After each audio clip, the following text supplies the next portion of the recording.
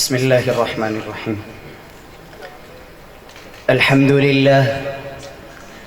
الحمد لله الذي أعاد وأبدى.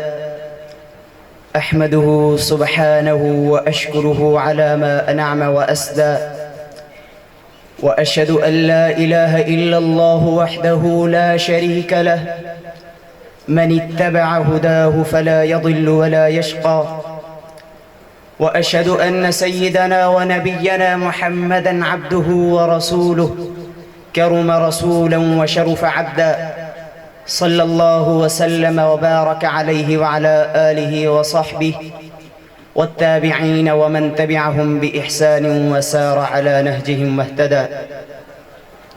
حضرة الرئيس والضيوف الأجلة وأيها الحفل الكريم، إن الأمة الإسلامية اليوم تواجه تحديات معاصرة كثيرة وتيارات فكرية ومغريات دنيوية تحدث في نفسها هسات عنيفة، وتنشئ في العقل الحيرة، وفي الضمير البلبلة، وفي الكيان الفساد مع ضعف الثبات وتقاطر الشهوات والشبهات.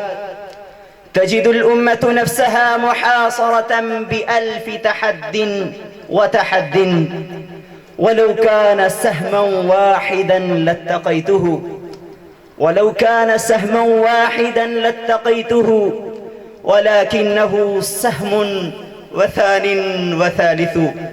إن التحديات التي تواجهها الأمة يمكن لنا أن نقسمها إلى قسمين: تحديات داخلية تشمل الوضع المتخلف على الصعيد السياسي، على الصعيد الاقتصادي، وعلى الصعيد الاجتماعي، وتشمل الكثير من الجهل والكثير من الأمية وفقدان الهوية.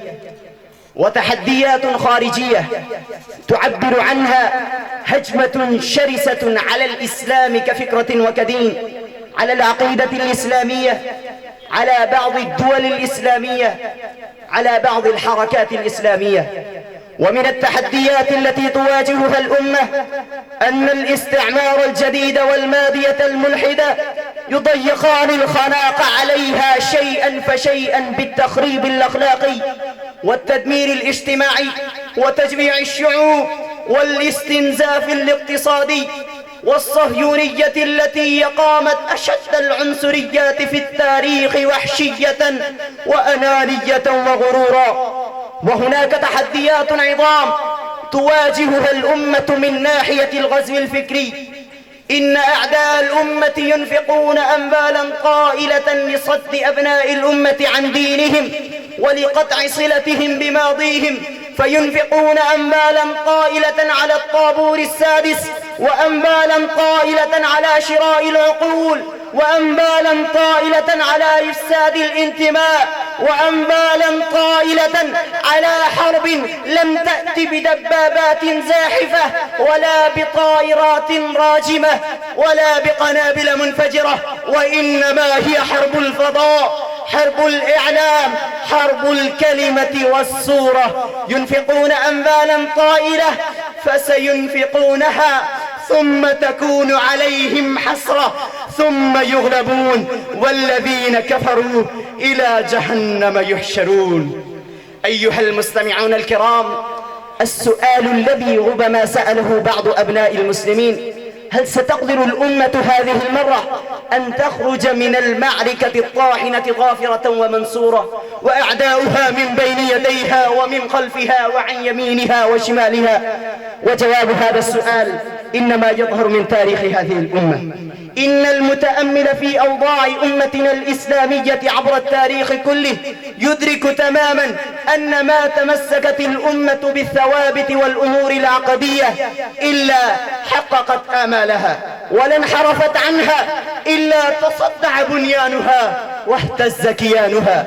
أحبتي في الله، إن التمسك بأصول الشريعة وثوابتها هو الحل الأوحد والطريق الأسلم للخروج من هذه التحديات بظفر، مع العلم بأن الإسلام لا يرفض الجديد المفيد والمسلم متفتح متجاذب لا يقف في وجه التقدم النافع ولا يدعو إلى عزلة علمية أو مادية ولا يعادي المفيد في الحضارات، ولكنه يرفض التبعية والدونية والاستذلال.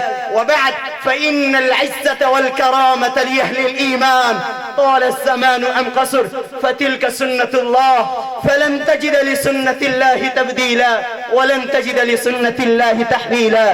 ألا فاتقوا الله رحمكم الله وأقيموا الدين ولا تتفرقوا فيه، كبر على المشركين ما تدعوهم إليه، الله يجتبي إليه من يشاء ويهدي إليه من ينيب. وآخر دعوانا أن الحمد لله رب العالمين. شكرا. المتسابق الأخير